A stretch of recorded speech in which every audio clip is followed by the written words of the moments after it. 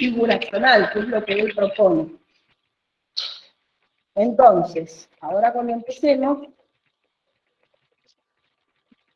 cuando terminemos de admitir algunos compañeros más, podemos empezar. Y vamos a partir de recordar lo que era el análisis figuracional. ¿Se acuerdan que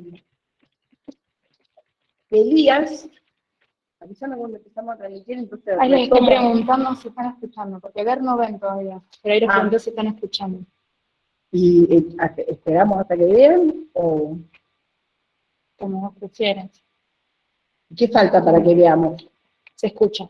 Sí, Bueno, arranco para los que están conectados online, les pido disculpas porque todavía no estamos conectados con el streaming, así que no me ven, pero voy a tratar de ser clara, si me escuchan, y le estaba diciendo a los compañeros acá presentes que hoy sería el cierre de Elías con un texto de Elías establecido e imaginado que está en el ensayo en La civilización de los padres, pero que después Elías hizo un libro sobre esto. Esto es como Elías trabaja y analiza e insiste sobre cómo ve, qué es lo que le permite ver el análisis figuracional, es decir, a partir de aplicar ese instrumento metodológico que es la figuración o configuración, es lo mismo, depende de la traducción en los libros, cómo le permite trabajar cuestiones que a la vez son individuales, pero colectivas. O sea, Elías, junto con lo van a ver con la próxima corriente que veamos, que es Bourdieu, ambos dos pertenecen a lo que se conocen, a lo que se ha denominado como sociologías dualistas. No con el dualismo de Simmel, no piensen en eso, ¿no? Lo que es y no es al mismo tiempo, sino dualistas porque tratan de superar la dicotomía típica de la sociología, o de las sociologías del siglo XIX, que mostraba la antinomia individuo-sociedad.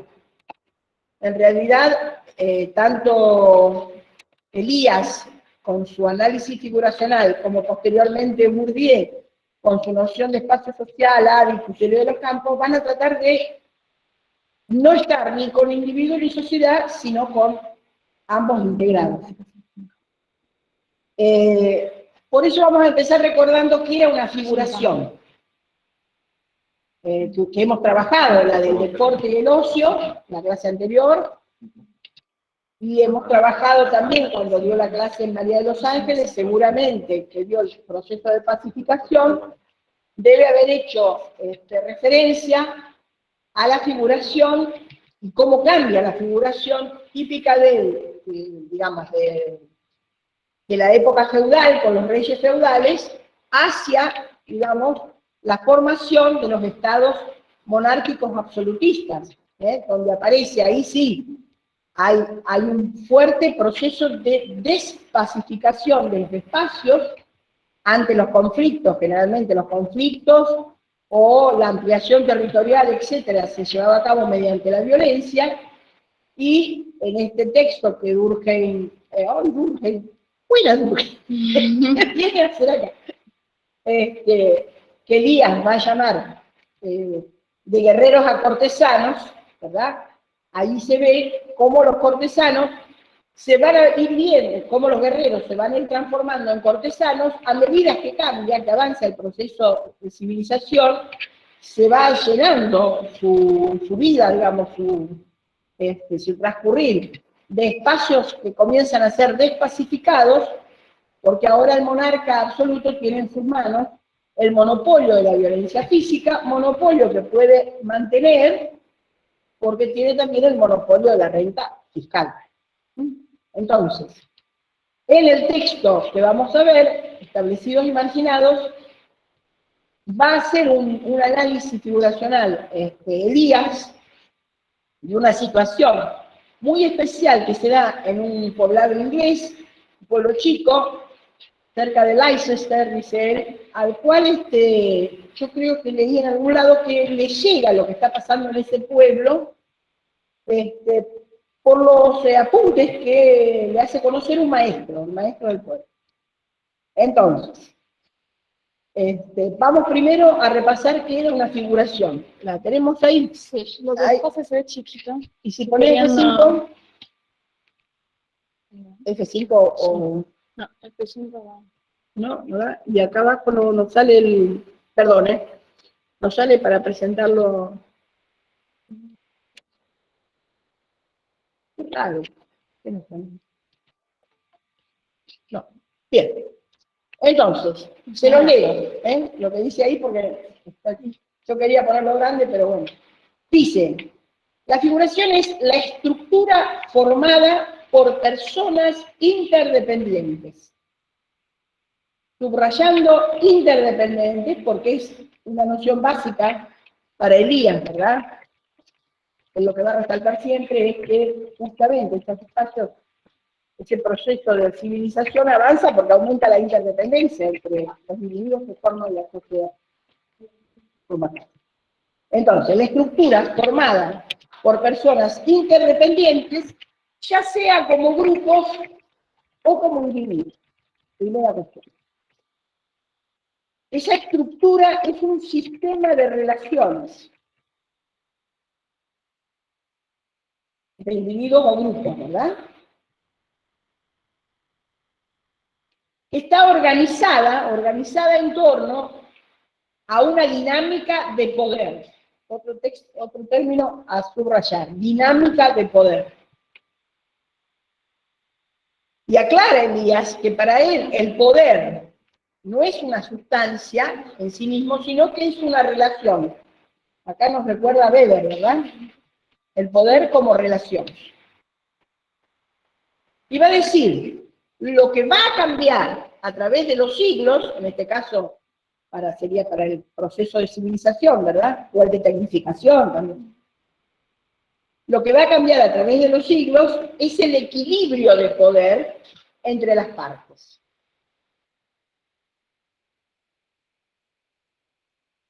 Hay una dinámica de poder entonces que forma una balanza o un equilibrio de poder, y ese equilibrio de poder es un equilibrio inestable, cambiante, puede cambiar. Y por fin, el último punto lo que dice es que la situación es una situación, la figuración, ¿no? Es una situación variable en su dimensión espacio-temporal que llega a producir efectos sobre todos los seres que están implicados en ellas. Esos seres, esos humanos, ¿verdad? Esos hombres, mujeres, contribuyen por sí mismos, por sus acciones, a modificar esta situación. ¿Por qué les traigo lo primero esto?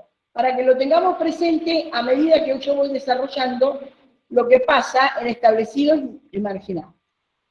Entonces, establecidos y marginados, él a ese pueblo donde ocurre este caso, ¿verdad?, le va a dar un nombre de fantasía, lo va a llamar Winston Parva. No es el nombre del pueblo, pero lo llama así para el estudio sociológico. Lo primero que se ve en ese pueblo, establecidos y marginados, es una aguda división, una aguda división entre dos grupos residentes en la misma ciudad. Uno que hace varias generaciones que está allí y al cual Elías va a llamar establecido, y otro que es de conformación mucho más reciente, se ubica espacialmente en barrios nuevos, también son los nuevos, y que sus miembros son migrantes que van llegando, y sus miembros son tratados por el grupo establecido como marginados. ¿Por qué como marginados? Porque los van a sacar, no van a querer tener trato con ellos, ni trato, ni que se integren a las instituciones de la ciudad, que se queden, es decir, realmente es una marginación. Y esto ocurre como si, fíjense, la última, ahí después de la flecha, Marginados porque los consideran de alguna manera que son los marginados, en tanto seres humanos, son inferiores. O lo puedo decir al revés, se atribuyen los establecidos la característica de ser mejores, en tanto como seres humanos superiores, una calidad humana superior. Es decir, esta calidad humana superior que este grupo de establecidos se atribuye a sí mismo, es lo que Elías va a llamar carisma del grupo. Carisma, el carisma. El grupo, y van a ver que ese carisma identifica al grupo, es muy fuerte para el grupo. Por eso, pero lo que advierte Elías, ya en la presentación, y lo que quiero que quede claro para ustedes, es que esta configuración que se da en Winston Parva, entre la configuración que él va a llamar de establecidos y marginados, es un tema humano universal, no es solo de Winston Parva. Es posible que lo encontremos a lo largo de la historia, pasada y futura, que se repite.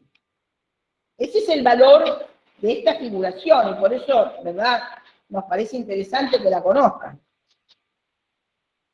Entonces, ¿cómo sería esta figuración?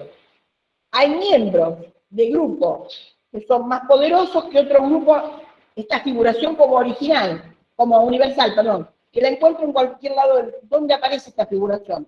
Donde encuentro miembros de un grupo que se sienten más poderosos que de otro grupo que es interdependiente con el grupo de ellos, ¿verdad? Y creen que ellos, por pertenecer a ese grupo, son humanamente mejores. Esto se ve a lo largo de la historia y queda reflejado aún en nuestro lenguaje presente, dice Elías. Por ejemplo, si nos vamos a la antigua Atenas, y desde allí en adelante, esta idea de los aristócratas, que en realidad era un grupo de guerreros que tenían cierta fortuna, digamos, ¿verdad? Pero que se imponen a lo largo, toman el poder, pero es un poder que va más allá del simple poder por las armas o porque disponen de los medios de producción, etcétera, sino que es un poder que les permite gobernar la ciudad como grupo. Y el nombre que se dan a sí mismos, aristócratas, todos sabemos que la palabra viene del griego, aris, mejor, kratos, poder, el poder de los mejores. Pero, como dice Elías, nunca nadie comprobó que ellos realmente fueran los mejores, ¿no? Sino que se autodenominan aristócratas. Como una forma de racismo. Sí, Elías pone el racismo acá adentro. Es más que discriminación, él va a utilizar, vamos a spoilear un poco el tema. Más que discriminación, el tema es estigmatización. Y de lo que, ya vamos a llegar a eso, pero de lo que hemos visto de estigmatización en Goffman, sería el estigma tribal, por pertenecer a un grupo, ¿está? Ese sería así. Entonces, el otro ejemplo es aristócratas y villanos. Fíjense que en el lenguaje común, ¿quién es el villano? El malo. Ahora, ¿de dónde viene la palabra villano? Villano era un grupo que existía en la sociedad medieval, feudal, que eran gente que vivía en la villa, gente que trabajaba, que no tenía ningún título de nobleza, ¿verdad? Y que eran una clase bastante baja dentro de lo que era el orden medieval desde entonces, ¿no? El orden medieval. Entonces, se quedó asociado en el lenguaje esta idea de que como es la clase baja, tiene una baja moral, ¿está claro? Y entonces, a lo largo de la historia, en nuestro lenguaje corriente, seguimos diciendo, ¿quién es el villano de la película? Por hablar del malo, ¿no? Es decir, esto Elías nos va mostrando cómo eso queda a lo largo de la historia. Por eso, les ponía yo ahí, aristócratas, alta moral, pero en realidad la alta moral de los aristócratas correspondían a que tenían gran poder dentro de la ciudad, Y los villanos pongo baja moral para hacerles recordar que eran la clase baja y que se asociaba la clase baja en términos económicos, sociales, a una baja moral. Por eso va a decir, ahí está encomillado, lo que aquí se presenta, es decir, lo que él está presentando lo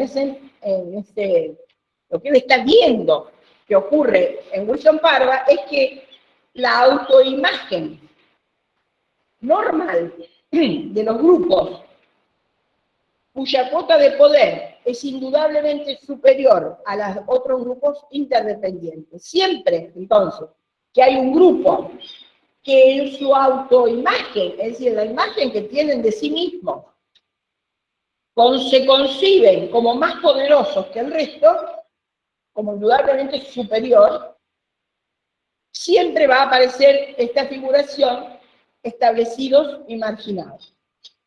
Por su parte, los marginados, que en Winston Parvan serían los nuevos, los que van llegando, los migrantes. Lo que le llama la atención a Elías, cuando hace el trabajo de campo, ¿verdad? Está estudiando el caso, es que estos marginados, los nuevos, los que van llegando, parecían aceptar con una especie de desconcertada resignación, porque no sabían por qué les pasaba esto, su pertenencia a un grupo de menor valor y respetabilidad. ¿Por qué no desconcertada? Porque como veremos, los marginados son exactamente de la misma nacionalidad, casi los mismos oficios y la misma clase social que los establecidos. No hay diferencia por ese lado. Entonces, esta figuración, repito, que se va a llamar así, establecido y marginado, es una regularidad universal. Esto que la encontramos en lugares y épocas diferentes.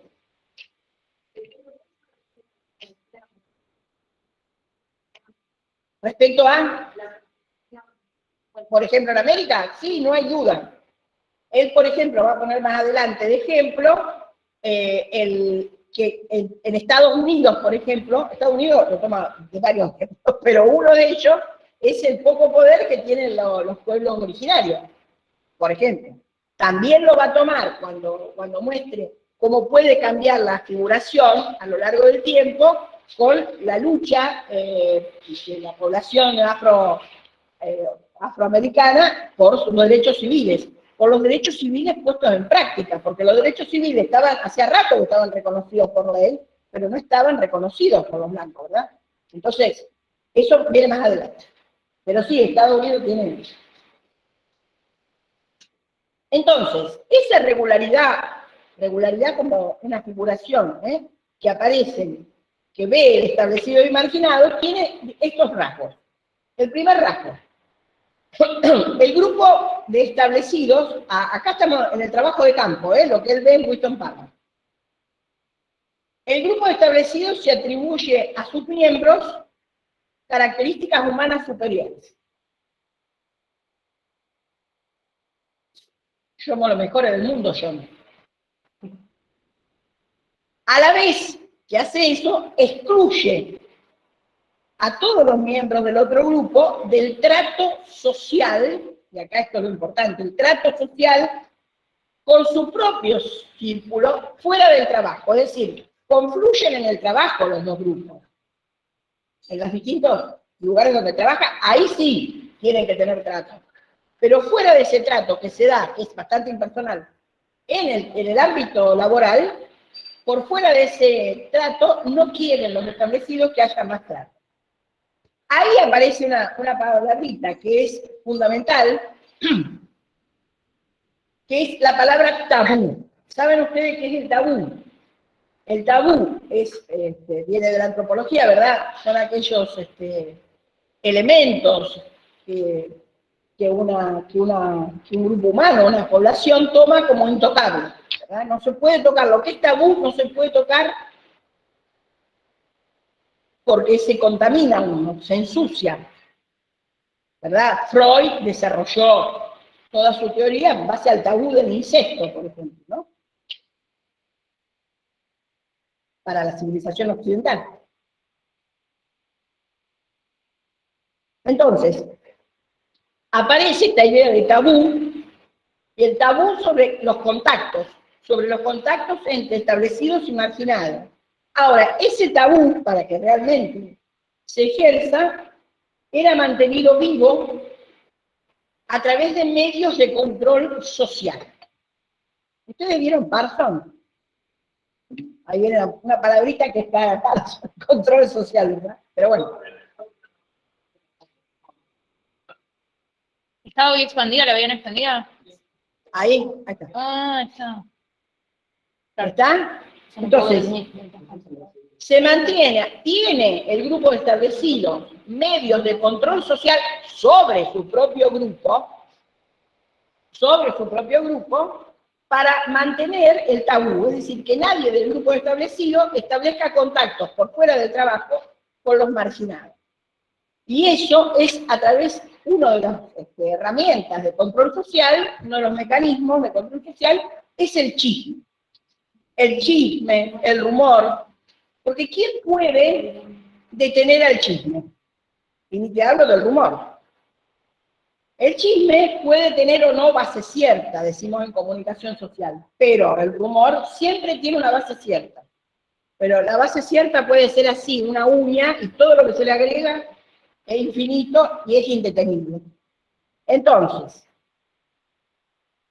¿qué hace? Como control social, el grupo de establecidos tiene establecido el tabú, tiene mecanismos de control social y refuerza esos mecanismos de control social que custodian el tabú a través de elogiar a los que respetan, los que observan el tabú.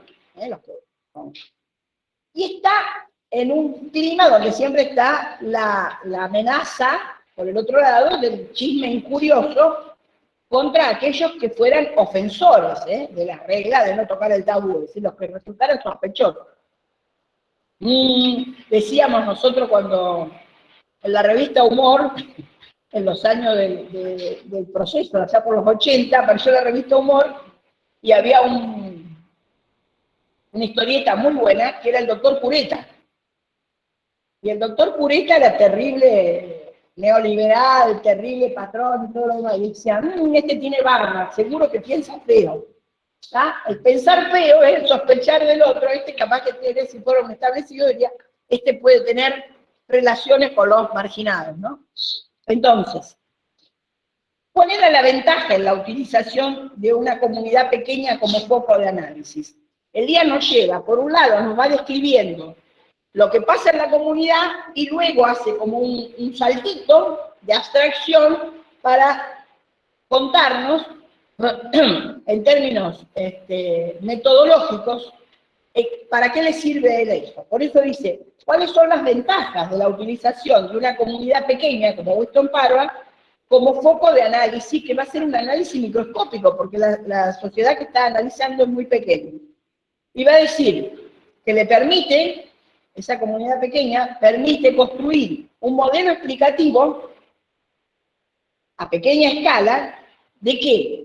De la figuración, justamente, que es lo que busca, una figuración que él considera universal, como modelo que puede ser probado, ampliado, y de ser necesario, revisado a través de estudios sobre figuraciones relacionadas con ellas y realizadas a mayor escala.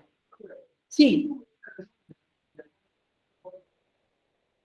Porque está solo sobre ese caso mirando.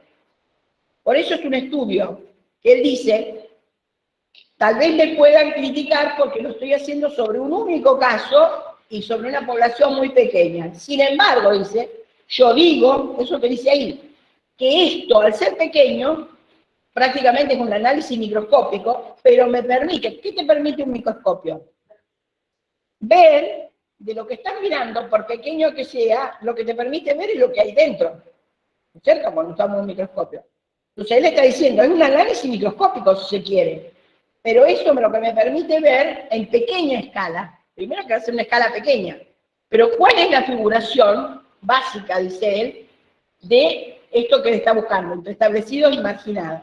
Un modelo, le va a dar un modelo, dice él, que posteriormente ese modelo sea aplicado a otros casos establecidos y marginados, de poblaciones más grandes, y será entonces, puede ser ampliado, complejizado, seguramente, pero este es el modelo básico.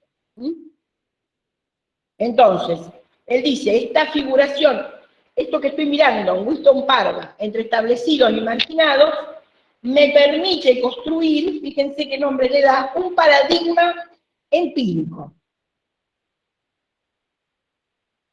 Ese paradigma empírico, él pretende aplicarlo, en tanto instrumento, ¿no? Instrumento metodológico, como un medidor a otras figuraciones más complejas. ¿Verdad?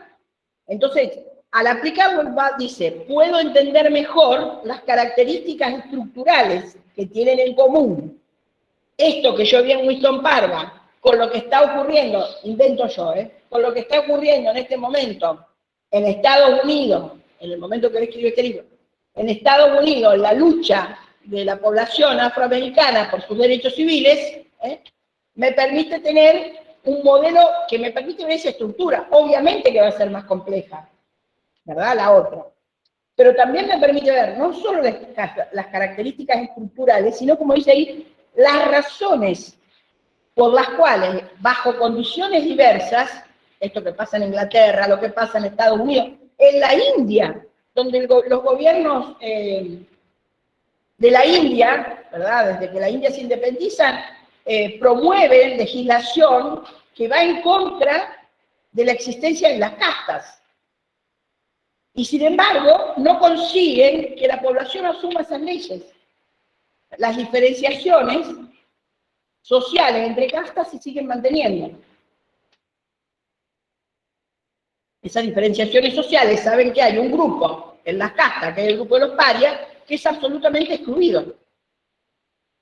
Entonces, ese paradigma le permite ver simultáneamente, dice él, las limitaciones de cualquier teoría que explique los diferenciales de poder. Atención con esos diferenciales de poder, porque él está trabajando siempre desde esta idea. Lo que explica que haya establecido, imaginado, lo primero que ve son diferenciales de poder. Y él dice, las limitaciones de las teorías que expliquen diferenciales de poder exclusivamente en razón de la posesión monopólica de objetos no humanos, armas, medios de producción.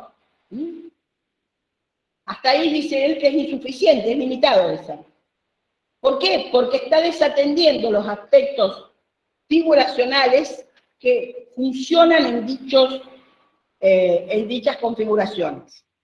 Es decir, los aspectos figuracionales obedecen a la forma, ahí tienen, a las diferencias de grado que hay en la organización de los hombres implicados.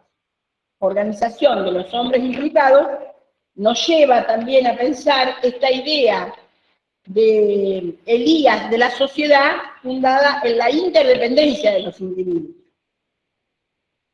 Y entonces aparecen las dos preguntas que disparan el estudio. Las dos preguntas problematizadoras sociológicas para Elías. Pero cuando ustedes tengan que hacer la tesina, les van a decir, bueno, problematizame una situación. Yo quiero estudiar tal cosa, bueno, problematizámela. ¿Qué es la pregunta que te suscita eso? En este caso, a Elías, la pregunta fue, ¿qué llevó a la gente que constituía el primero de esos dos grupos establecidos a postularse a sí misma como una clase de personas superior y humanamente mejor? Ahí me tengo que meter, digo yo desde afuera, con lo que pasa como individuo. ¿Qué le pasó a cada uno de los miembros de ese grupo para aceptar, para sentirse mejor? ¿Cómo funcionó esto?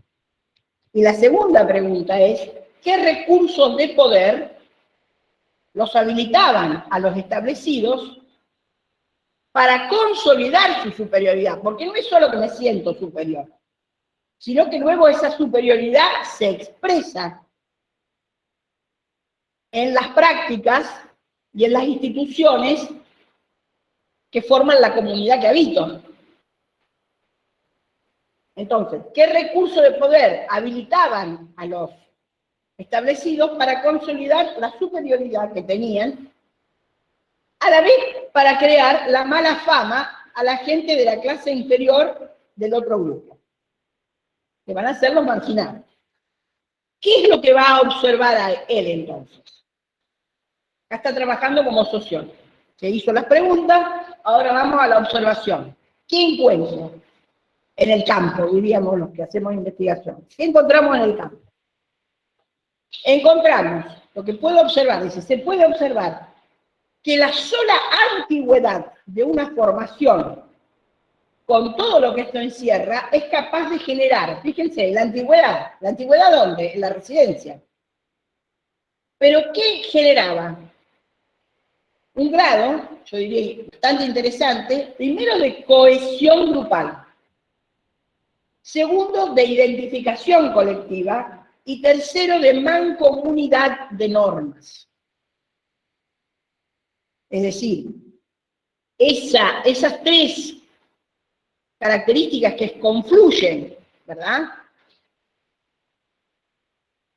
en los establecidos, son aptas para inducir en esas personas, y acá va otra observación, por lo que dice, la gratificante euforia.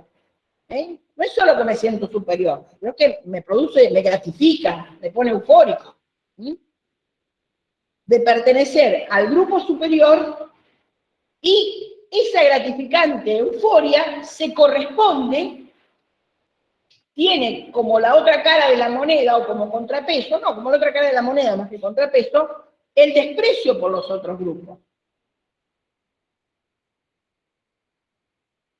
¿Vamos? Entonces, la diferencia, sigue las observaciones del día, la diferencia en el grado de cohesión interna y de control comunal que tienen los establecidos son decisivos para tener una cuota superior de poder con relación al otro grupo. ¿Estamos? Yo no sé, ¿esto les queda a ellos? ¿Esto? Sí, ahí quería avisar que Paulina va a subir el PowerPoint. Ah, bueno, por eso, tomen alguna palabra si quieren, no copien todo. Al aula virtual. ¿Qué les puedo cobrar por esto? Es un chiste. Pero es una ayuda que uno le da. ¿Está? Entonces, por el lado de los marginados, por eso aparece esto de que los que migraron más recientemente, ¿qué es lo que observa Elías? Lo primero que observa entre los migrantes, los nuevos, digamos, es que ellos son extraños. En otros textos aparece forastero, la traducción, ¿no? Extraños, forasteros. Pero son extraños, no solo para el grupo que está residiendo, para los establecidos, sino que son también extraños entre ellos mismos, no se conocen. Obviamente, entonces, no tienen cohesión como grupo, no son grupos. Por eso dice, gracias a su mayor potencial de cohesión y activación del mismo a través del control social, los establecidos, los residentes más antiguos, van a tener, seguimos con las observaciones, esto es la descripción que está haciendo, no el análisis, está haciendo una descripción. Van a tener los mejores puestos en la comunidad. Van a tener los mejores cargos en las instituciones locales, por ejemplo, el consejo zonal, los clubes, la iglesia, etc. Y a la vez que tienen esos cargos, excluyen, es un doble movimiento. Por un lado me los quedo para mí, por el otro lado impido que lleguen los nuevos. Que no pueden hacer resistencia, porque no son grupos. No lo dice con estas palabras Elías, pero yo se lo remarco, no son grupos, no tienen cohesión interna, por fuerza, porque están llegando. Entonces, aparece ahí, dice Elías, un proceso doble, si se quiere, de exclusión y estigmatización. Este proceso de exclusión, yo diría, lo perfeccionaría un poquito, no sé, si me permite el traductor del texto. Exclusión por estigmatización. Porque los excluyo, porque los mediante la estigmatización que hago de ellos. Son armas poderosas, dice Elías, que tienen los establecidos para conservar su identidad y para reafirmar su superioridad y mantener a los otros en su sitio, fuera de lo que me interesa. Pero esta cuestión de la identidad, ¿qué mejor? Siempre que reafirmamos nuestra identidad es contra un otro, ¿verdad? Es a partir o de los ojos del otro, pero cuando hay un contra otros, más se refuerza mi identidad. Más aparece esta idea de nosotros y ellos. Y nosotros somos los buenos, ellos son los malos. Por eso, el concepto de relaciones, va a decir, hasta aquí las observaciones, ahora dice, este concepto nuevo que él está creando en establecidos y marginados, va a llenar un lugar, es un vacío que hay en nuestro instrumentario conceptual. ¿Por qué? Porque los grupos establecidos tienden a atribuirle a los marginados todas el conjunto de las malas características de la peor de sus partes. ¿Cuál es la peor de las características? Una minoría anómica. Si tomo a uno de los migrantes, algunos, que son anómicos, vamos a decirlo más, son delincuentes. Entonces, ¿ven? Son todos delincuentes. Estoy generalizando a partir de generalizo las malas características del grupo de los marginados a partir de las características de unos pocos. Por eso él habla de generalización. Mientras que, de nuevo, esta cosa de la identidad, ¿no? En el juego de compararme con el otro. Mientras que hago lo mismo, pero al revés. ¿Qué quiere decir que hago lo mismo, pero al revés? Tomo las mejores características de alguno de nosotros y digo que son de todo el grupo. ¿Ves? ¿Ves? Mirá, obtuvo un premio en la escuela. ¿Ves? Nosotros, los establecidos, somos inteligentes, somos cumplidores, somos limpios, somos buenos cristianos, honestos. Todo eso, todos nosotros. Entonces, hay ahí, por eso está escrito abajo, una doble generalización. Es muy importante este tema de la doble generalización.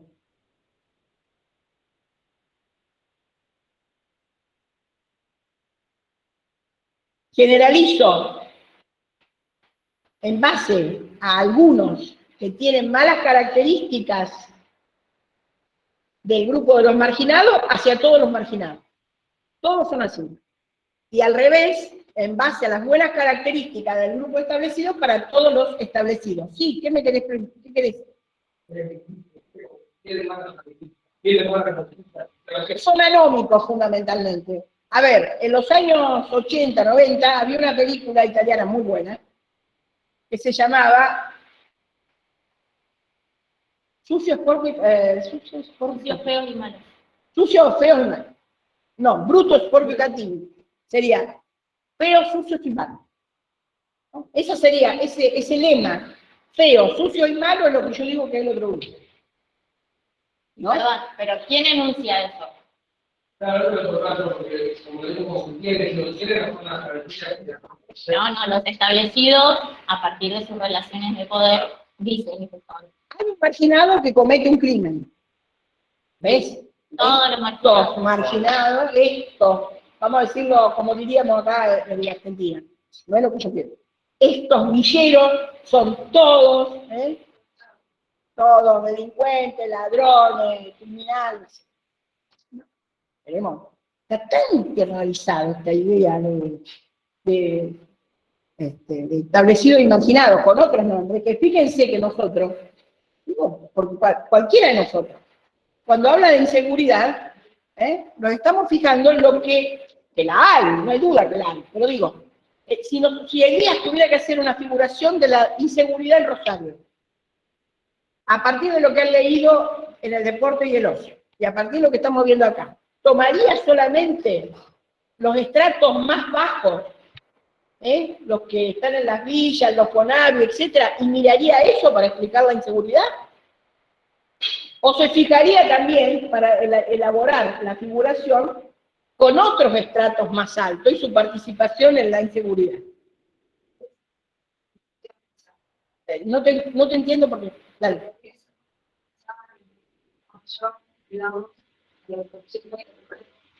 Exactamente.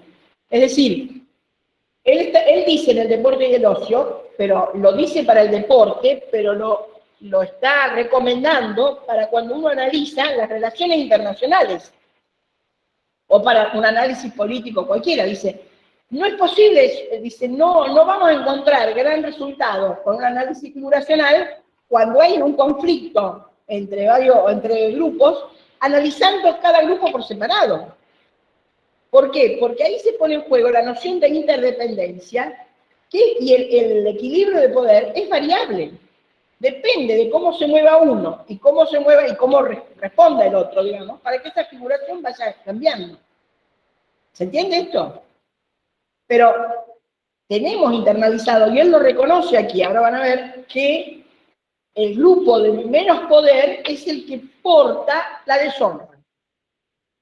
Y eso se inscribe, está inscrito, digamos, para ellos y para el resto de la sociedad. Por eso me parece tan interesante, pero marcando siempre, les marco siempre, porque a veces ustedes, cuando charlamos sobre esto, si no es en la clase, en el examen. Y a veces en el examen, ustedes, no, hasta ahora en el examen hemos tenido, vienen y responden bárbaro y describen lo que pasa en Winston Parvas. Pero no lo llevan más arriba, no lo hacen, no lo contraponen con lo que pasa, digamos, que es esto que él se cansa de repetir a medida que va desarrollando el texto, que es una figuración de carácter universal. Siempre que un grupo aparezca, esquemáticamente lo digo, ¿no?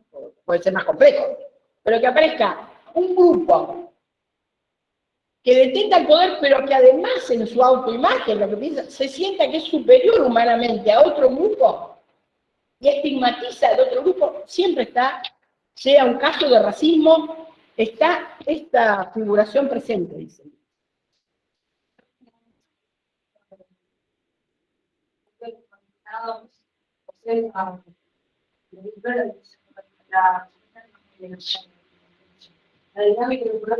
La dinámica del poder, claro. Ah, bueno, ahí viene. No va a quedar temporalmente, en el largo plazo, es difícil, no imposible, pero es difícil que se mantenga. Por eso, perdón, se llama dinámica de poder. Porque es dinámica y ahí hay que pensar a los actores o las actrices con una dinámica. Y cómo estas personas marginadas van generando sus propias estrategias, tanto discursivas como desde la praxis, para tratar de cambiar ese imaginario. Claro, pero lo que está, ahora lo vamos a ver en la filmación, pero está bien, lo que está en la base, entre otros temas, es la cohesión.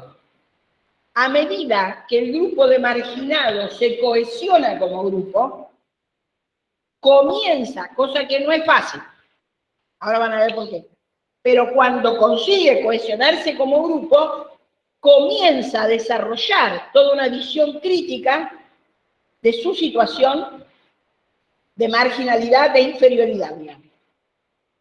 Y ahí también se puede reproducir de vuelta el mismo esquema, porque la perpetuación o no depende también de las nuevas tácticas que se emplean. Tal vez, siendo un caso práctico, Europa, digámoslo.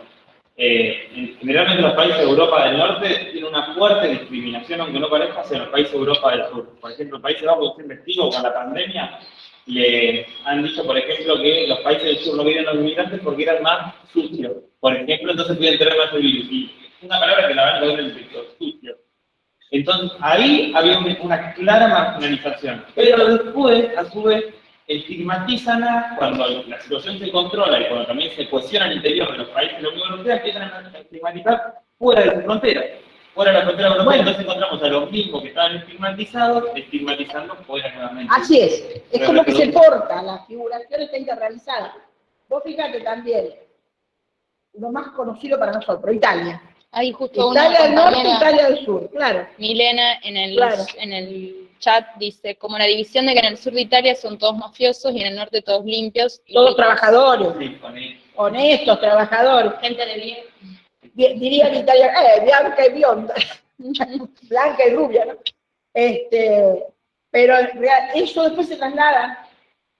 Bueno, como también si- se traslada a la construcción que desde el sur construimos en relación a eso mismo, en el proceso de inmigración, Claro, de nosotros dónde mismos, queríamos y que eso es lo que va a decir vinieran. Elías, nosotros mismos somos portadores, es decir, el marginado asume su marginación, la acepta por un tiempo, no digo que va a ser para siempre, pero la acepta.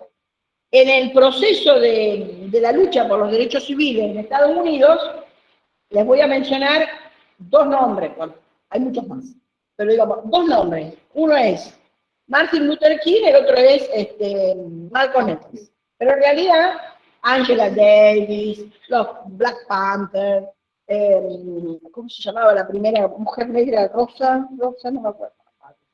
Rosa Parks, la primera mujer que se niega en un transporte público de color, era, ¿no? Se niega a darle el asiento a un blanco, y ahí se arma una movida. Es decir, ¿qué diría Elías? Bueno, ya estaban puestas las condiciones, ya el grupo de marginados en realidad ya se había cuestionado lo suficiente como estaba criticando no solo la situación, sino que se estaba criticando a sí mismo porque él aceptaba. Cuando Malcolm X dice, ¿por qué la palabra negro siempre se asocia con lo peor de la vida? ¿Por qué? Si queremos hablar del luto es negro, la muerte pintamos de negro, si queremos, todo es negro. Si hablamos de... Y el trabajo en blanco. El trabajo en blanco, el trabajo en negro. Es decir, claro, pero es lo que está diciendo. Entonces, ahí hay un pensamiento crítico, ya hay como una reflexión sobre su propia identidad. Entonces, acá, esto habíamos terminado con la doble generalización. ¿Cuáles son, se va a preguntar Elías, cuáles son las condiciones necesarias, ¿no? Las condiciones bajo las cuales un grupo puede denigrar a otro.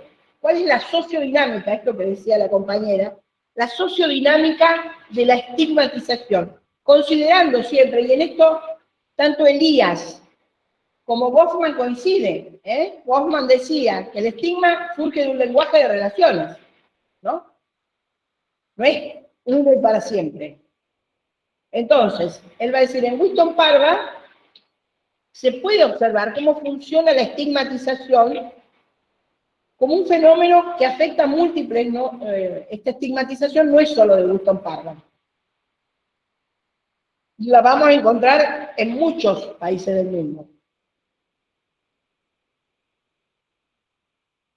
Pero, insiste, la capacidad que tiene un grupo de colocarle al otro una marca de inferioridad y de lograr que éste no se la pueda arrancar, ahí viene la estigmatización. Es función de la figuración específica que conforman los dos grupos conjuntamente, por eso enfoque figuracional. Siempre los dos grupos, o tres grupos, los que estén en juego. Y va a diferenciar claramente entre prejuicio y estigmatización. Él dice, hay muchos análisis sociológicos que hablan de estos casos como de prejuicio de un grupo hacia otro. Como que los establecidos son prejuiciosos o tienen prejuicios con respecto a los marginados. Y dice, no es así.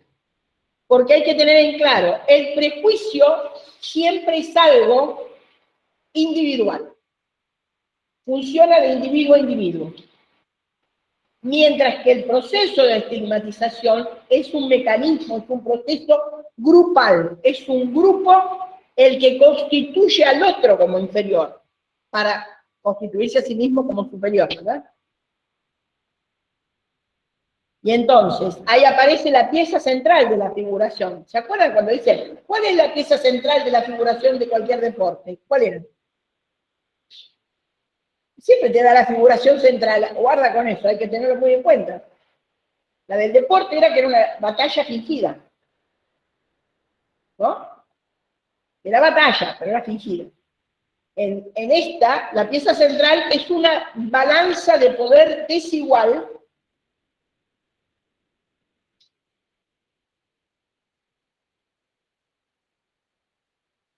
y luego lo que dice en el segundo término. Un grupo puede estigmatizar a otro efectivamente solo mientras esté bien establecido en posiciones de poder de las cuales el grupo estigmatizado se encuentra excluido.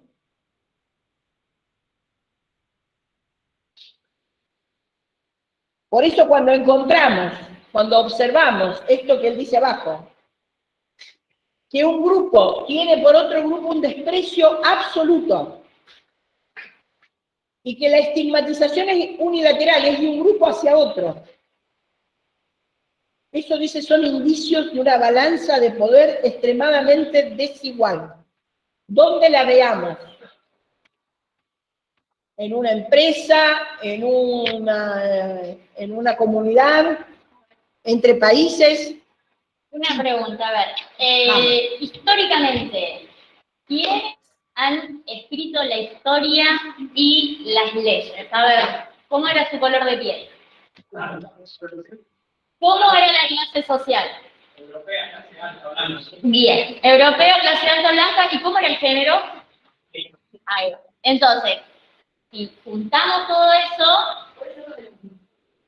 ¿cómo?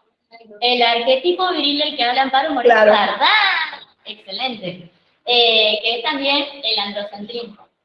Claro. Muy bien, la chica, 10, no. Pero, ¿qué es lo interesante de esto? Que cuando hablamos del estigma, digamos, y de cómo se construye ese valor humano de inferioridad, pensemos siempre quién es el arquetipo, o sea, que históricamente ha sido el arquetipo viril, que no solamente es un varón blanco, cis normado, de clase media alta, propietario universitario, sino que también europeo. Y ese es el modelo a seguir en todo lo demás. Entonces, a partir de ese centro y de la construcción social e histórica de ese centro, es que todo lo demás va a ser inferior. Tanto la mujer, incluso la mujer de clase blanca, media, universitaria, como quienes sean de otro color de piel, quienes sean de otra etnia, e incluso los propios migrantes, ¿no? Not all migrants, porque no es lo mismo un migrante de país limítrofe que un migrante de buena gente como los italianos que vinieron a nuestro país a educarnos, a socializarnos. Por ejemplo. Por ejemplo. Por ejemplo, en esto de los migrantes también, me acuerdo hace un tiempito cuando estuve en Italia, en Sicilia, me decía el conserje del hotel, me contaba que estaban llegando, bueno, también ahí, a Lampedusa llegan. Continuamente están rescatando migrantes que, de verdad, que se pierden en el mar, etc. Y él me decía, si fueran ustedes, nosotros los argentinos, no hay problema, claro. Claro, le digo, porque tú te escuchines, todos somos todos padres, todos somos todos primos, ¿cómo es? Claro, por eso no tenés, pero yo me pensaba entre mí, pero si no hubiera aquella inmigración, rechazaría la inmigración mía, como la rechazaste en los años 30, 80, cuando en España nos decían sudaca, y éramos primos también. Entonces, esta idea de que la temporalidad y la espacialidad va cambiando, pero está, a lo largo de la historia está presente siempre, por eso él destaca el carácter supremo, universal de esta configuración. Desde el arquetipo viril, fíjense ustedes, lo damos en esta materia, pero la toma de conciencia y la cohesión en el grupo humano femenino y de otras, y trans, etc. Como eso digamos, fue haciendo cohesión, pero ¿cuántos siglos la historia de la humanidad demandó? ¿No? Es increíble, pero se ve porque hasta en el lenguaje aparece la respuesta. El otro me estigmatizaba, puta, pero yo ahora desarrollo machirulo, machista, determinadas cuestiones que puedo verbalizar como que yo estigmatizo al otro.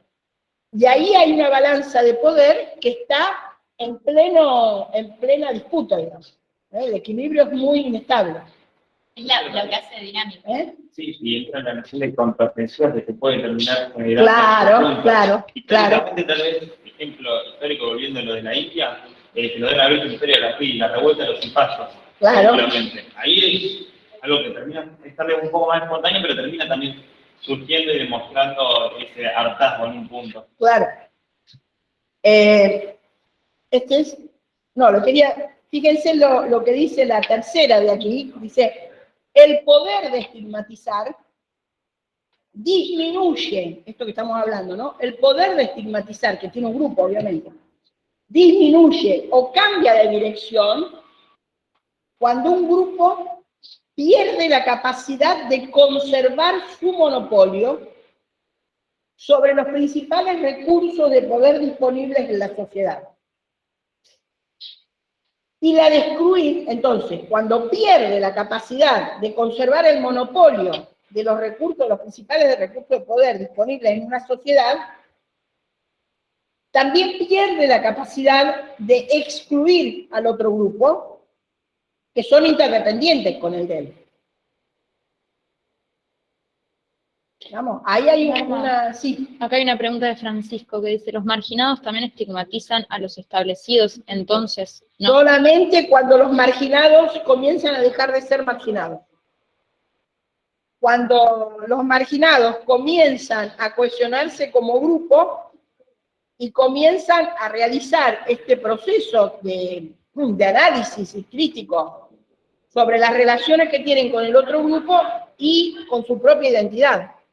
¿Por qué el marginado? Porque hasta acá el marginado acepta la marginación, acepta lo que dicen los establecidos de él, acepta, en cierta forma, acepta que es inferior, ¿no? Acepta la dominación. Claro, acepta la dominación, sí. Sobre el monopolio de los recursos de poder, ay, no quiere mirar. No se lee, no se ve, bueno, yo te lo vuelvo. Sobre el monopolio de los recursos de poder disponibles en una sociedad, que hasta ese momento los recursos de poder, sean cual fuere, los cargos en determinados puestos, sean cual fuere, los medios de producción, lo que fuere, los recursos de poder disponibles en una sociedad, también pierde la capacidad de excluir al otro grupo. Y comienza, que el otro grupo va a comenzar, es como un, ¿no es cierto? Este va perdiendo y el otro va ganando.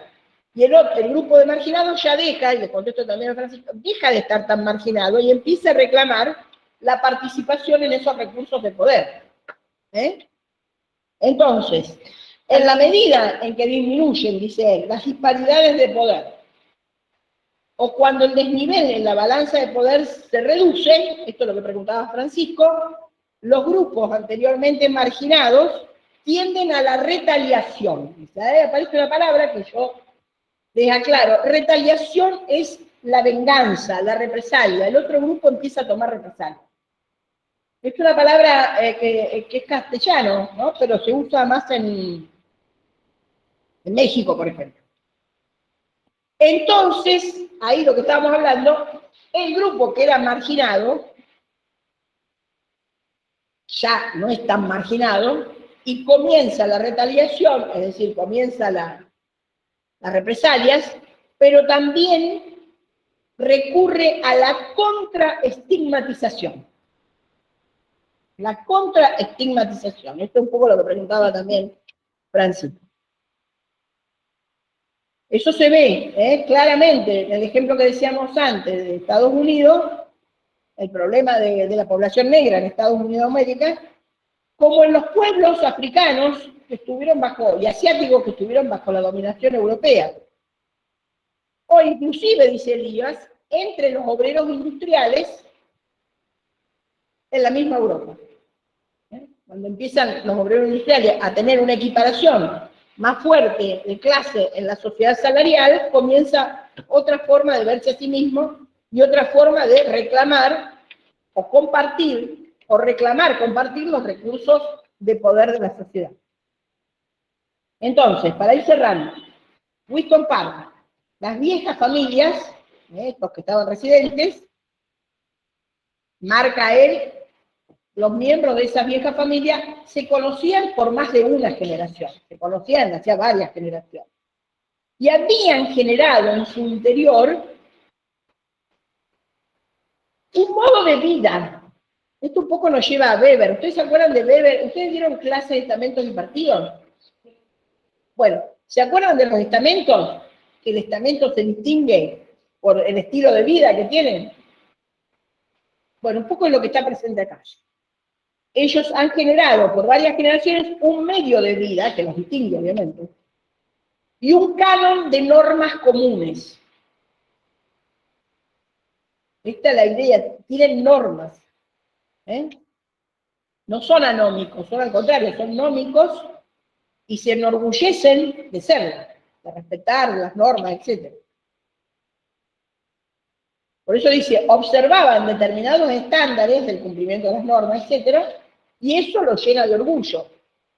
Con la llegada de los migrantes, entonces, esa llegada de los migrantes fue experimentada por este grupo como una amenaza a su modo de vida habitual.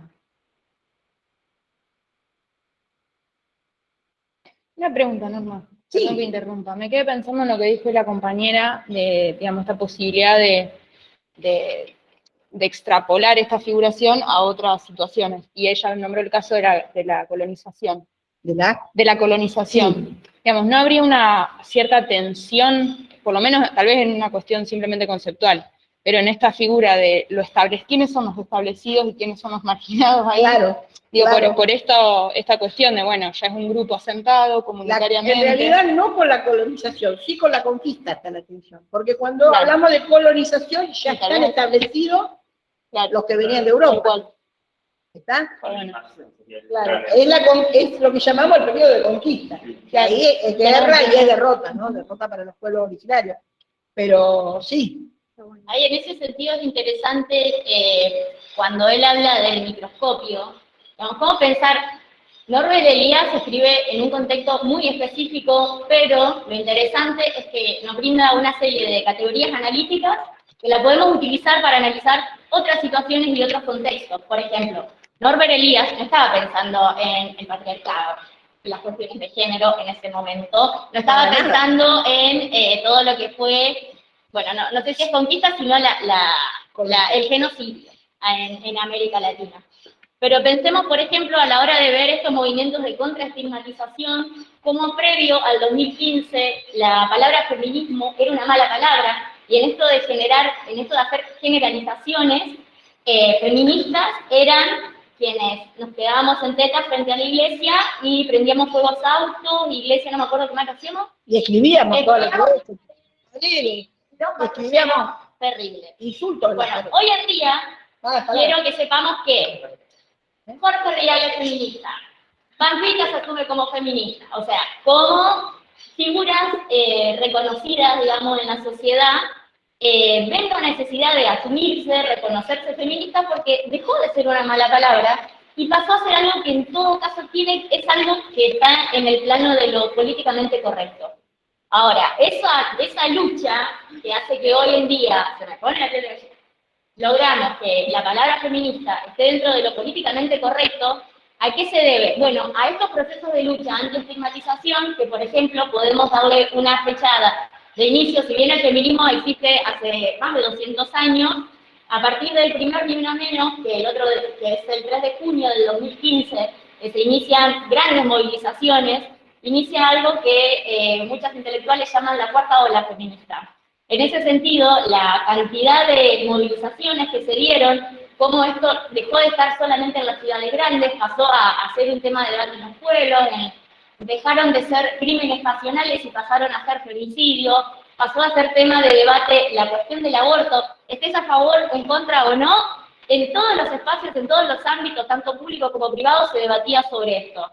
Entonces, hoy en día se logró que feminismo ya no sea una mala palabra, que la lucha por la equidad de género ya no sea una mala palabra. Y a la hora de pensar estas estrategias de anti-estigmatización, cuando dicen que van perdiendo ese monopolio, es porque, por ejemplo, las mujeres, específicamente las mujeres blancas, vienen logrando conquistar espacios y demostrando que los hombres no son los únicos capaces de ocupar lugares de toma de decisiones en las empresas, estar en espacios de investigación, ser presidentas de un país, ser legisladoras, ser referentes en el deporte, que también pueden jugar al fútbol y pueden ser profesionales.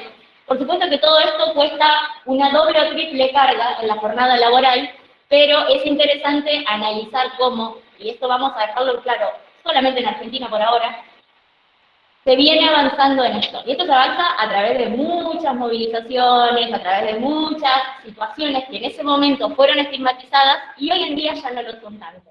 Entonces, bueno, esto para pensar un poco cómo es la dinámica de las relaciones de poder que se van dando y cómo se va cambiando y mutando, y al mismo tiempo cómo van surgiendo otras nuevas dinámicas de pensar, por ejemplo, el racismo y la xenofobia en Europa, ya que estamos hablando de Europa, se está dando mucho, dado los grandes procesos migratorios, en muchos casos de población islámica, y cómo ahora hay nuevas estigmatizaciones hacia ellos. No es que ya estamos regios, estamos joya, no, o sea, siempre va a haber nuevas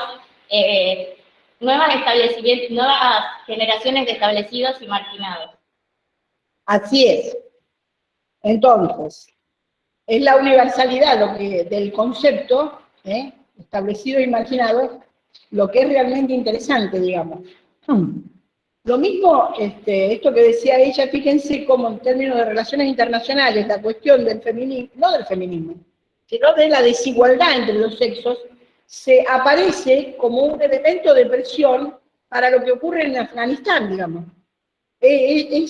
Porque en realidad parece como que Estados Unidos se retira, se allana a que en Afganistán tomen el poder los talibanes, etcétera, pero de pronto, de otro lado, aparecen cuestionamientos de exigencias internacionales que no son propias del gobierno de Estados Unidos, digamos, sino que son más internacionales, más dispersas, pero que tienen que ver con esta cuestión. Volviendo a Winston Parva y a las conclusiones que va a trabajar Elías, él dice, cómo este caso se revela, esta cuestión que yo les anticipaba, que les hablaba antes, cómo se complementan, esto también de la figuración, este grupo que siente un valor humano superior, ¿verdad? Como que él va a llamar carisma de grupo. El carisma de grupo es el sentimiento de superioridad que tiene el grupo poderoso, el establecido, y que le da, que es parte de la identidad de ese grupo. Y ese carisma de grupo se complementa, está en complementariedad, digamos, con las peores características atribuidas al otro grupo, que sería que va a llamar Elías deshonra grupal. Entonces, carisma grupal de un grupo se contrabalancea en el otro grupo, necesita que el otro grupo, diría yo, desarrolle esto que se llama deshonra grupal. Entonces, lo que va a marcar también, y va a repetir, guarda, los recién llegados llegan como extraños, no solo para los establecidos, sino para entre la misma población la misma población de migrantes, y por eso carecen de cohesión. No estaban entonces, esto es lo que repetíamos recién, no estaban en condiciones de ofrecer resistencia cerrando filas por su parte. Entonces, esa complementariedad, insisto, entre carisma de grupo y deshonra grupal, es uno de los aspectos más importantes, dice él, de las relaciones entre establecidos y marginados. Y explica, ¿para qué es importante? Para explicar las barreras emocionales que en dicho tipo de figuraciones aparecen contra el trato familiar que pudieran tener los establecidos con los marginados. Fíjense que él se va a meter ahora con cuestiones emocionales de los grupos. Va a hablar de barreras emocionales. Las barreras emocionales tienen que ver con el tabú y con los mecanismos de control social.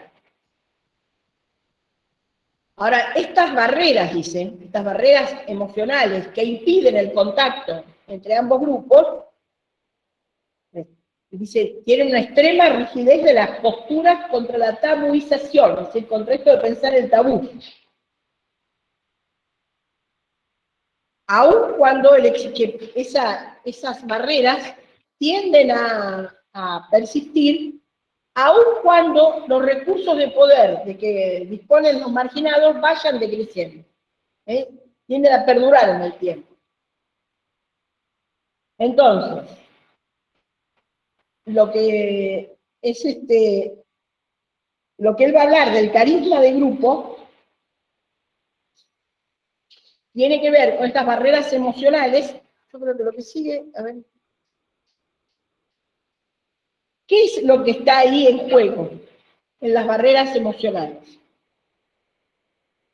A ver, la lógica de las emociones, dice él en la próxima. Ahí está. La lógica de las emociones es imponente. ¿Qué es eso de ser imponente? Quiere decir que se impone. ¿Cuál es la lógica de las emociones? Hay un poder superior que está equiparado con el mérito. Sí. Este poder, yo tengo poder porque me lo merezco. Hay un mérito humano ahí. Y este mérito humano, lo considero que es una especie de gracia especial de la naturaleza o de los dioses. Vaya uno a saber. ¿Se entiende? Somos superiores. Naturalmente superiores. Los otros son naturalmente inferiores. Por eso dicen, las cosas se presentan como si los miembros de los grupos marginados no pudieran cumplir con las normas y restricciones que sí utilizan los establecidos. Esa es la imagen predominante que se hacen establecidos. Es decir, los marginados son anómicos. Y entonces, si yo tengo contacto estrecho con ellos, es desagradable. Porque son anómicos, feos, sucios y malos. Lo podemos decir en italiano, brutos, porco y cattivo. Muy bruto es porco. Qué Hay buena una autora norma. peruana ¿Sí? una autora peruana, no me va a salir el nombre, que tiene escrito un libro sobre el asco Ah, como factor de sí, de las relaciones emocional. sociales, claro. Ujú. Está muy bueno, no me acuerdo el nombre. Entonces, vamos a la próxima. Estos son anómicos, brutos, porco y malos. Es desagradable. En realidad, dice Elías, en otros contextos bibliográficos, en otros contextos teóricos, esto aparece caracterizado como el miedo a la contaminación. Si yo lo toco a me contamino. Este es sucio, feo y malo, y yo me voy a transformar, me voy a ensuciar yo también. Él en realidad va a hablar, Elías, de infección anómica.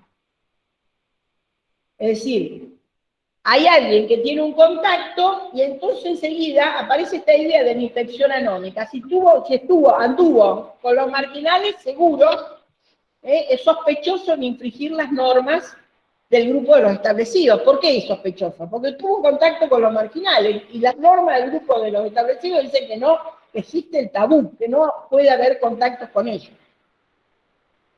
Y para el que tuvo el contacto, o para el que desearía a lo mejor tener contacto con ellos, tiene que afrontar el peligro de perder el estatus dentro del grupo no establecido. Perder el respeto, despertar la sospecha, y ya no participaría más del valor humano superior que se le atribuye al grupo. Ahora bien, él va a marcar que dice, generalmente los establecidos le ponen un nombre degradante a los marginados. Y ese nombre degradante que le ponen a los marginados, los grupos que están en situación de marginalidad lo suenan para ellos también, lo toman se hacen cargo como que ese nombre significa en ellos inferioridad y desprecio. Por eso, la estigmatización puede tener un efecto paralizante para los marginales. Por eso dice sobre los grupos menos. Es decir, la estigmatización, dice, puede ayudar a perpetuar por un tiempo la superioridad de estatus de un grupo cuya superioridad inclusive de poder ha disminuido. Y entonces luego va a decir esto que decíamos recién, con respecto al feminismo, pero pasa. No hay nada más característico de una balanza de poder muy desigual que la incapacidad de los grupos marginados de desquitarse del grupo de los establecidos con un término estigmatizador equivalente. Si el grupo de los marginados puede crear, encontrar, inventar, difundir, consolidar un término que le ponga nombre al grupo de lo establecido y sea degradante también, eso quiere decir que el proceso de contraestigmatización está en marcha y está muy adelantado. Cuando el grupo, ¿por qué? Porque ya encontraron un nombre, pero además para encontrar el nombre tuvieron que constituirse en grupo. Constituirse en grupo significa que tienen que tener mayor cohesión entre sí, y esa mayor cohesión entre sí se expresa en determinadas normas que son para su grupo y que le permiten a ese grupo contraestigmatizar al otro. Esto que hablábamos de la retaliación. Cuando aparece en el grupo de los que han sido estigmatizados, o los que están siendo estigmatizados, de los marginados, el término, casi como el insulto, que califica al otro grupo, ¿está? Se me ocurre un ejemplo histórico en la Argentina, por ejemplo, durante el peronismo, el cambio que realiza el peronismo, cuando las clases bajas, cuando las clases trabajadoras comienzan a referirse a los que tenían enfrente, a la clase de los que estaban en contra de sus conquistas, digamos, que habían obtenido, como oligarcas. Esa palabra oligarca no está dicha con admiración ni con respeto, es un insulto. Para un trabajador peronista, decir, es un oligarca. Gorila. Gorila. Gorila, después aparece gorila, pero lo primero que aparece es oligarca.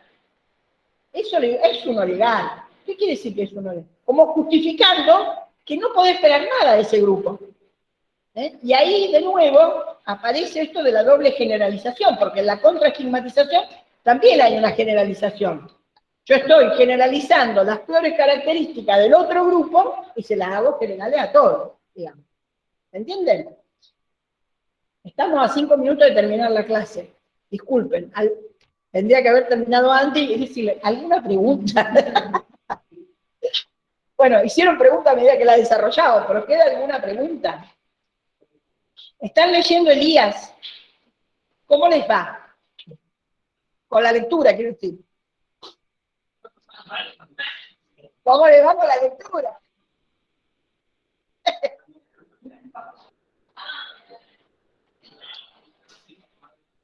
Entonces, a ver, un defecto de Elías. ¿Quién me dice un defecto para leer Elías? ¿Qué defecto le encuentran? A ver, hagamos la retaliación de Elías. Es bastante ameno. Lo único, a lo mejor, que a mí me parece, que él es alguien que va repitiendo. Repite lo que ya dijo y le agrega algo. No lo repite porque sí. ¿No? Hay que tener eso en cuenta cuando uno lo lee, porque va agregando cosas. Fíjense, acá empezó con la descripción de Winston Parva y después sobre esa misma descripción fue realizando otro tipo de análisis, mostrando otro tipo de cuestiones. Pero me parece que no es complicado de leer, Elías. Ahí quería hacer dos comentarios, volviendo a una cuestión. dos comentarios sobre una crítica y una cuestión positiva. Como último ejemplo de contrahegemonía en esto de los grupos marginados que van construyendo su propio lenguaje, invitarles este sábado en la Marcha del Orgullo, incluso el miércoles de la semana que viene las agrupaciones de la facultad también están organizando una actividad. ¿Qué es lo interesante ante esto? ¿Por qué se habla del orgullo? Bueno, el orgullo como respuesta política, ¿no? Ante la creación de un lenguaje discriminatorio hacia la población LGBT, incluso, por ejemplo, pensar a las trabajadoras sexuales, se van incluso apropiando de las categorías que les imputan, como por ejemplo ser puta. Hoy en día, quienes son trabajadoras sexuales se autodenominan puta con mucha honra, o por ejemplo, los varones homosexuales, marica, con mucha honra, digamos. Ante eso, el orgullo es su respuesta política, están orgullosos de ser quienes son, e incluso han radicalizado su forma de respuesta, su forma de expresión, a la hora de pensar cómo hoy en día las marchas del orgullo se hace todo un montaje que trata de romper con los estereotipos.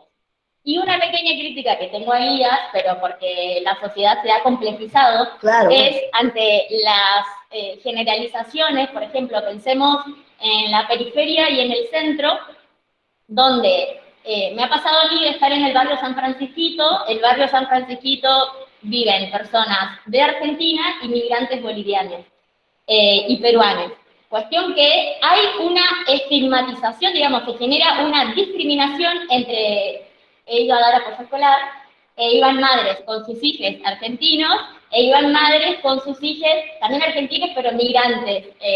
Entonces las propias madres del mismo sector popular, del mismo barrio, de la misma cuadra, intentando... Con la misma necesidad, con la misma problema, intentando diferenciarse de quién era migrante. Y sobre eso quería solamente recomendar dos pelis, porque están aburridas, tienen ganas, etcétera. Hay una que se llama La viuda de los jueves, es una peli que son muy chicas, seguramente no la vieron, pero es una peli muy interesante que habla del fenómeno de la segregación y la autosegregación. Digamos, cuando se empiezan a crear los countries. ¿Por qué? Porque quienes son establecidos, esta necesidad de diferenciarse, sobre todo a fines de los 90, que cada vez hay más pobreza, necesitan diferenciarse lo más posible, incluso espacialmente. Por eso se construyen countries, barreras, fronteras físicas. Y esa peli es una muy buena fotografía de la época. Y la otra excelente película. Es una novela, sí. Bueno, si quieren leer la novela. Y leer la película, después la película y leer la novela. Claro. Pero marca también muy bien esa película cómo hay una problemática económico-social que también afecta a las clases más altas. El empleo, ¿no? Se quedan sin empleos y no tienen nada para recurrir. ¿Y cómo reacciona cada uno, digamos? ¿Cuáles son los recursos que piensa para poder salir de esa situación? Sí, es muy interesante. Sí, hay cuestiones simbólicas, o sea, una imagen vale más que 1000 palabras, y cómo hay un ladrillo que separa una pared de otra, donde se genera un contacto entre quienes están en el centro y quienes no. Y la otra es Rapsodia en agosto, es una peli que es japonesa, pero trabaja Richard Gere si les interesa acá. Es una peli japonesa, ¿cuál es? Rapsodia en agosto. Es una peli que se hace en el año 1990, 45 años después del lanzamiento de las dos bombas nucleares, y es como la sociedad, bueno, no sé, quienes las relaciones saben que después de que la guerra termina, Estados Unidos pone un gobierno en Japón, y se da un proceso de colonización tan grande. Bueno, les invito a verla porque ahí está quienes perdieron a sus familias, como por ejemplo la abuela que pierde a su marido, pero al mismo tiempo los hijos de la abuela que ya, digamos, son adultos, su sueño es ir a Estados Unidos y ser como Estados Unidos. Cuando para la abuela, Estados Unidos masacró a una población, para sus hijos están tan colonizados, digamos, con la perspectiva de Occidente, que cuando aparece Richard Gere no le quieren contar nada y como no faltarle el respeto, que no vayan a pensar que están enojados con los estadounidenses, que por favor. Y bueno, eso es interesante cómo la historia se va dando en esa película. Es Kurosawa, Rapsodia de agosto. Sí. Es excelente esa película. Sí, la vi hace muchísimo. La vida de los jueves, Rapsodia de agosto, para ver que... Pero muy buen cine, muy buen cine. Además de lo que pueden perfeccionar para la materia, es excelente como cine. como obra de arte, digamos, ¿no? Sobre todo Balada de Agosto, excelente. Bueno, son libres. Así que completa la clase, le hemos transmitido también hasta las películas que pueden mirar, pero también tienen Malcolm X, tienen varias películas que pueden ver, que les ayudan a reflexionar sobre esto. Chao chicos, hasta luego.